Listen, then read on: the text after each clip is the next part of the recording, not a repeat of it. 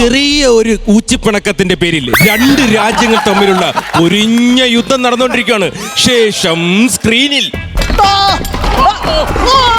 രാജൻ കേറി വിട്ടു. പോയില്ല. രാജൻ ഏതെങ്കിലും 30 മീറ്റർ അപ്പുറത്തേക്ക് വിടും. രാജൻ തൃശൂർ വ്യൂഹത്തിലുള്ള സമയമായി. പെരുമ്പറ മുഴങ്ങട്ടെ.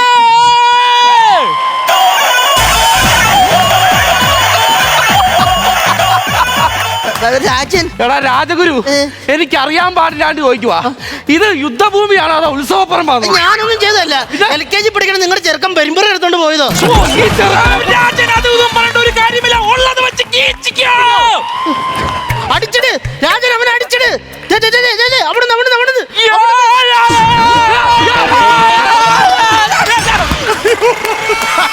എന്റെ പടനായകനല്ലേ ആ പോയത്? എന്റെ ദൈവമേ. ശ്രദ്ധിക്കാൻ പറഞ്ഞോ. ഇന്നത്തെ യുദ്ധത്തിന്റെ സമയം കഴിഞ്ഞിരിക്കുന്നു. ബാലൻസ് യുദ്ധം നാളെ രാവിലെ ഒരു 6-6:30 തുടങ്ങും. കറങ്ങി അടിച്ചടക്കാതെ ഇങ്ങി വന്നേക്കണേടാ.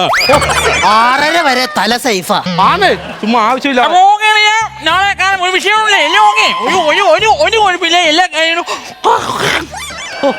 പടനായക, ഇതന്നെ നിന്റെ മൂക്കിന്ന് ചോര വരുന്നേ? ഞാനവിടെ തേങ്ങ പൊതിച്ചോണ്ടിരിക്കുവായിരുന്നല്ലോ. രാജാവ് കണ്ടല്ലേ ഞാൻ തെരച്ചു വീണത്. അവന്മാരെന്നെ അച്ചറം വെച്ച് അവിടെ ഇടിച്ചു കൂട്ടിയത്. അയ്യോ പോട്ടടാ, സോറി.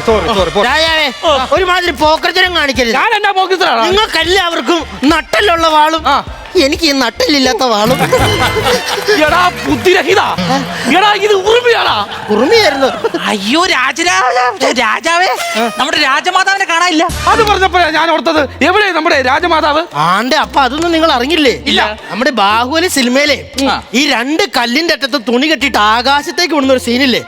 അത് നമ്മുടെ ഭടന്മാരൊന്ന് ട്രൈ ചെയ്തു. Very good. തുണിക്ക് പകരം കെട്ടിയത് രാജമാതയുടെ സാരിത്വം. എന്നിട്ട് ഒന്ന് കാണായിരുന്നു. 2 കല്ലിന് നടക്കും ആംഗ്രിമേട് പോണ പോലെയല്ലേ രാജമാത പോയത്? അപ്പൊ അത് രാജമാതയായിരുന്നല്ലേ? പിന്നെ എന്നാന്ന് ഓർത്ത് ഞാൻ വിചാരിച്ചത് കൊട്ടത്തേങ്ങ ഞാനും വെച്ച് കൊടുത്തൊരു തൊഴി. എന്റെ ദൈവമേ, നീയൊക്കെ കൂടെ എന്റെ രാജമാതയെ കൊന്നോടാ. നിനക്കറിയാവോ? ഇല്ല. രാജമാത എന്റെ ശ്വാസമാടാ, ശ്വാസം. ഈ ചെറിയ തുളയെ കൂടെ രാജമാത വരും. രാജാവേ, നിന്ന് ഞഞ്ഞാ മുഞ്ഞാ പറയാതെ എങ്ങനെയെങ്കിലും യുദ്ധം അവസാനിപ്പിക്കാൻ നോക്കണം. നമ്മുടെ രാജ്യത്ത് സുഷമ്മ 5 മാസം ഗർഭിണിയാണ്. ഗായത്രി 8 മാസം ഗർഭിണിയാണ്. സിന്ധു 9 മാസത്തോളം ഗർഭിണിയാണ്. എനിക്കറിയാൻ പാടില്ലാണ്ട് ചോദിക്കുക, നീ രാജഗുരുവാണോ അതോ ഗൈനക്കോളജിസ്റ്റ് ആണോ? നാട്ടിലുള്ള സകല പെണ്ണുങ്ങളുടെ ഗർഭം നിനക്കറിയാലോ. അതല്ലെന്ന് എന്തായാലും പറഞ്ഞു. അത് കണ്ടോ, യുദ്ധം കഴിഞ്ഞിട്ട് നമ്മുടെ മന്ത്രിമുഖ ഗ്രൗണ്ടിൽ കൂടെ ചിരിച്ചോണ്ട് കിടക്കുന്നത്. ആണ്ടത് ചിരിച്ചോണ്ട് നടക്കണല്ല, അവന്മാരെ പിടിച്ച് പുള്ളിയുടെ വാവലിച്ച് കീറി വിട്ടേക്കണതാ. എങ്ങനെ വലിച്ചു കീറാതിരിക്കും? നമ്മുടെ അവസ്ഥ നാളെ ഇതല്ലേ. ഈ കൂവക്കഴുങ്ങനെ കൊണ്ടൊന്നും യുദ്ധം ചെയ്യിപ്പിക്കാൻ പറ്റിയല്ലെന്ന് ഞാൻ രാജനോട് എത്ര തവണ പറഞ്ഞതാ. ഈ 20 രൂപയുടെ കരിമ്പിൻ ജ്യൂസ് വിറ്റമിനൊക്കെ പിടിച്ച് പടനായകനാക്കി. 10 രൂപയുടെ ബോംബെ കൂടെ വിറ്റ് കിടന്ന് നിനക്ക് രാജഗുരു ആവെങ്കിൽ എനിക്ക് പടനായകനും ആകാം. അതും പറഞ്ഞിട്ട് കാര്യമില്ലല്ലോ. പാനിപ്പൂരി വിറ്റ് കിടന്ന് ഈ പുള്ളി രാജാവായില്ലേ? എനിക്ക് നമുക്കെല്ലാം ആകാം.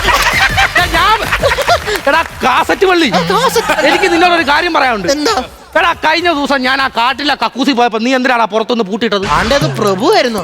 പിന്നെ നീ എന്നെ വിചാരിച്ചു? ഒരൾച്ച കേട്ടപ്പോ ഞാൻ ഓർത്ത് ഏതോ കടുവ് വന്നതിനകത്തിരിക്കുന്നു.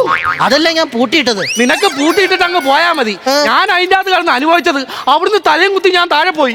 നീ ഇത് കണ്ടോ? ഹൈ മീമുള്ളു ഈ രാജഗുരു വന്നൂടായിപ്പാണ്. ഈ യുദ്ധം തുടങ്ങിയ ഫസ്റ്റ് ദിവസം തന്നെ ഇങ്ങനെ ആബ്സെന്റ് ആയിരുന്നു. അതിനാണ് നീ ആബ്സെന്റ് ആയത്? ഞാനത് എവിടെ പോയല്ല. എനിക്ക് ഒരാഴ്ചയോളം കുരങ്ങു പനിയായിരുന്നു രാജൻ. എന്റെ ദൈവമേ, പലതരത്തിലുള്ള പനി ഞാൻ കേട്ടിട്ടുണ്ട്. സ്വന്തം മുഖച്ഛായ വെച്ചിട്ടുള്ള പനിയൊക്കെ ഞാൻ ജീവിതത്തിൽ ആദ്യമായിട്ട് രാജൻ എവനെ പറഞ്ഞു വിടുവാണെങ്കിൽ ഈ യുദ്ധത്തിന്റെ എല്ലാ ചെലവും ഞാൻ എടുത്തോളാം. ആര് വഹിക്കും? ഞാൻ വഹിക്കും. എന്റെ ദൈവമേ, ഒരു പാൽ ചായ കുടിക്കാൻ കാശില്ലാഞ്ഞിട്ട് കട്ടൻ ചായക്കകത്ത് കുട്ടിക്കൂറ പൗഡർ കലക്കി കുടിക്കുന്നവനാ പറയുന്ന യുദ്ധത്തിന്റെ ചെലവ് മുഴുവൻ അവൻ പൈസോളാം. ഒന്ന് പോരാടുന്നു. എന്നാ പോയി കുറച്ച് കഞ്ഞി വെക്കാം. അതായിരിക്കും നല്ലത്. അത് പറഞ്ഞപ്പോഴാണ് നാം ഒരു കാര്യം ഓർത്തത്. ഇവിടെ നമ്മൾ അന്യദേശത്തിലെ സന്ദേശം ഇങ്ങോട്ട് കൊണ്ടുവരാനായിട്ട് ഒരു സുഭാഷ് പ്രാവിനെ വളർത്തിയിരുന്നു. ആ സുഭാഷ് പ്രാവിനെ കാണുന്നില്ല. ഈ വാലിന്റെ അറ്റത്തൊരു ചുമല ബ്രൗൺ ഉള്ള ഒരു പ്രാവാണ്. അതെ, ഈ തലയിൽ ഇങ്ങനെ കൊമ്മള പോലെ അവന്റെ പൂക്കളൊക്കെ വിരിഞ്ഞു വരുന്ന പ്രാവ്. ഈ ആരോടിച്ചാലും ഓടിപ്പോത്തൊരു പ്രാവ്. അത് തന്നെ. രാജാവ് എന്നോട് ക്ഷമിക്കണം. എന്തിനാ? ഞാൻ അവനെ ചുട്ടത്. അതിനെ ചുട്ടുന്നാടാ നീ? അയ്യോ മഹാഭാവി, അതിന്റെ വാലിന്റെ അറ്റത്ത് ഒരു വെള്ള പേപ്പർ ഒരു സന്ദേശം ഉണ്ടായിരുന്നല്ലോ. അയ്യോ അത് സന്ദേശമായിരുന്നാ. ആ. ഞാൻ വിചാരിച്ച് തിന്നു കണ്ട് കിറി കൊടുക്കുള്ള ടിഷ്യൂ പേപ്പർ ആയിരിക്കും. പറഞ്ഞ കേട്ടോ, എന്റെ സുഭാഷ് പ്രാവിനെ അവൻ ചുട്ടുകന്ന് പോയി ചോദിക്കും പ്രഭു, ചോദിക്കും ഗുരു. ചോദിക്കാൻ പറ്റത്തില്ല. അതിനാ ലെഗ് പീസ് അവൻ എനിക്ക് തന്നായിരുന്നു. എഴുന്നേറ്റടാ.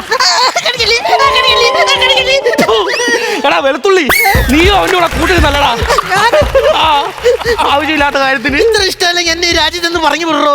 നിന്നെ ഈ രാജ്യത്തുനിന്നല്ല, ഈ പഞ്ചായത്തിൽ നിന്ന് തന്നെ ഞാൻ ഗെട്ടൗട്ട് അടിക്കും. ഈ യുദ്ധം ഒന്ന് കഴിയട്ടെ. ഞാൻ എന്റെ രാജിക്കത്തങ്ങ് തന്നേക്കാം, എനിക്ക് ഒരു കുഴപ്പമില്ല. അങ്ങ് തന്നേര്. അത് മേടിക്കാൻ താനുണ്ടാവൂ. അതെന്നാ? ഈ യുദ്ധം കഴിയുമ്പോ അവര് തന്നെ കൊന്നുകളയും.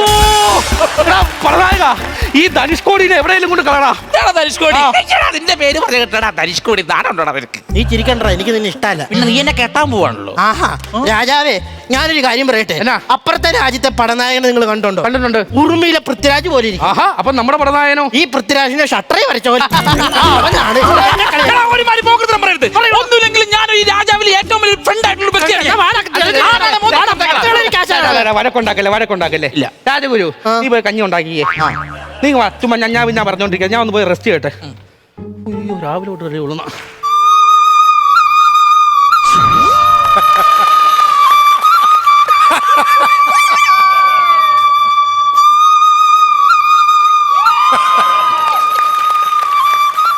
ഗുരു സംഭവം ഇത് പുകക്കുഴലല്ല, അല്ല, ഇത് ഓടക്കുഴല. ഇനി ഇതിന്റെ എല്ലാ ഓട്ടയിലും MC-യിൽ വെച്ചടിച്ചാലേ ഉള്ളൂ ഇത് ഊതി കത്തിക്കാൻ പറ്റത്തുള്ളൂ. സാരമില്ല, ഞാൻ ഊതിക്കോളാം. ഒരു കാര്യം ചോദിച്ചോട്ടെ, ആ. ഈ പുകയില്ലാതെ കഞ്ഞി വെക്കാൻ പറ്റും? പറ്റൂലോ. എങ്ങനെ? കഞ്ഞി വെക്കാതിരുന്നാ പോരെ. അല്ല, അപ്പൊ വിശക്കത്തില്ല. അപ്പൊ നീ കൂടുതൽ ഉണ്ടാക്കാൻ പറ്റില്ല.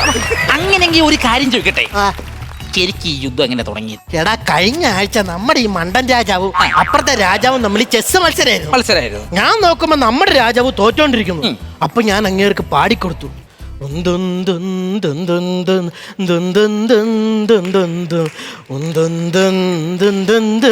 ആളെയുണ്ട്. അപ്പൊ ആളെ ഉന്തി നമ്മുടെ രാജാവ് ജയിച്ചു. ആ പാട്ടും കേട്ട് അവിടെ കിടന്ന് ഉറങ്ങിയെന്ന്. അതിന്റെ ഈഗോയിലാണ് ഇക്കണ്ട യുദ്ധം മൊത്തം ഇവിടെ നടന്നുകൊണ്ടിരിക്കുന്നത്. തീപ്പട്ടി എന്നാ കാണിക്കുക? കുറച്ചുകൂടെ കത്തിച്ച കഞ്ഞി വേവും. എന്റെ പൊന്നു ഗുരു, തീപ്പെട്ടി എന്നുള്ള സാധനമൊക്കെ അങ്ങ് ഉപേക്ഷിക്കും. നമ്മൾ പഴയ കാലത്തേക്ക് കിടക്കണം. സോ നമ്മൾ എങ്ങനെ ചെയ്യണം വെച്ചാൽ, പ്രാചീന കാലത്ത് മനുഷ്യർ എങ്ങനെയാണ് കഞ്ഞി വെച്ചോണ്ടിരുന്നത്? ഈ കല്ലുകൾ തമ്മിൽ കൂട്ടി വരയ്ക്കുന്നു, തീ ഉണ്ടാകുന്നു, കഞ്ഞി വെക്കുന്നു. ഫോർ എക്സാമ്പിൾ കണ്ടുപോയിക്കണം. ഹൈ, തീപ്പരി വന്നു. തീപ്പരി വന്നു. വളരെ സിമ്പിൾ ആയിട്ട് ഞാൻ രണ്ടു പോണ കാണിച്ചു തരാം. വന്നില്ലല്ലോ. വന്നില്ല. കത്തിക്കടാ. കത്തിക്കാം. കത്തിക്കടാ. എന്നാ വേറെ കല്ല് തപ്പ് വേണോ? അല്ല, തീപ്പെട്ടി എവിടെ എന്താ പോയി?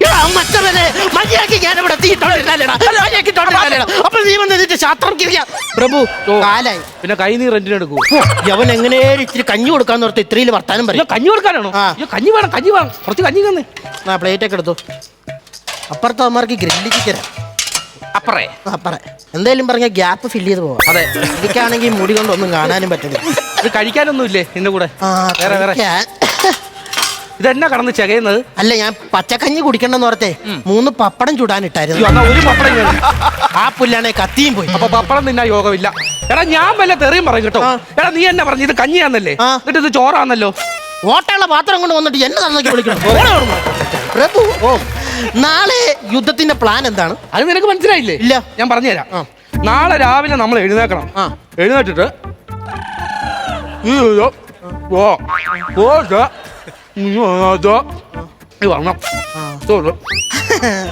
ഗുരു, ശരിക്കും പുള്ളി പറഞ്ഞ് എനിക്ക് മനസ്സിലായില്ല. നിനക്ക് മനസ്സിലായില്ല? മനസ്സിലായില്ല. മനസ്സിലാക്കി തരാ.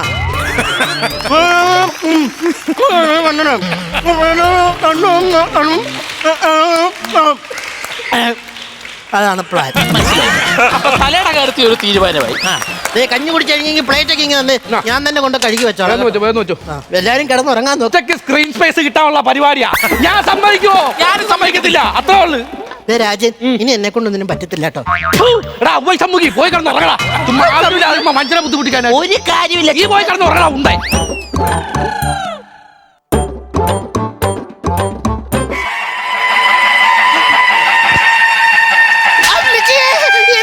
ഒറ്റ വെക്കുന്നോടാ പുല്ലേ. ഞാനാണോ ഒച്ച വെച്ചത് പിന്നെ? ആരായിരിക്കും? ഒരു പ്രത്യേക അറിയിപ്പുണ്ട്. എന്നാണേ? നാളെ നമ്മൾ എല്ലാരും കൂടി എമ്പുരാൻ സിനിമ കാണാൻ പോകുന്നുണ്ട്. നിർത്തിവെച്ചേക്കുന്ന യുദ്ധം ഈ നിമിഷം വീണ്ടും ആരംഭിക്കുന്നതാണ്. എന്നാ പരിപാടിയായി കാണിക്കുന്നത്? പെട്ടെന്ന് വന്ന് യുദ്ധം നടക്കാൻ പറഞ്ഞാ എന്നെ കൊണ്ട് പറ്റത്തൊന്നുമില്ല. ഇവിടെ മനുഷ്യന്മാർക്ക് കിടന്നുറങ്ങണ്ടേ? അതെ, ഗുരുവിനൊന്നും പറയാനില്ലേ? എനിക്ക് കുറച്ചും കൂടി കഞ്ഞി വെക്കാനുണ്ട്. എന്റെ ദൈവമേ, ഇനിയിപ്പോ ഞാൻ ഒരു ഐഡിയ ഉണ്ട്. നമ്മെ കൊണ്ട് ഒറ്റയ്ക്ക് യുദ്ധം ജയിക്കാൻ പറ്റുമെന്ന് തോന്നുന്നില്ല. തിരിച്ചറിവ് വന്നു. അതുകൊണ്ട് നാം എന്റെ യുവരാജ് സിംഗിനെ, യുവരാജ് സിംഗ്, സോറി, ഈ യുവരാജ് സിംഗ്, ഈ യുവരാജ പട്ടം മറ്റൊരാൾക്ക് കൈമാറുന്നു.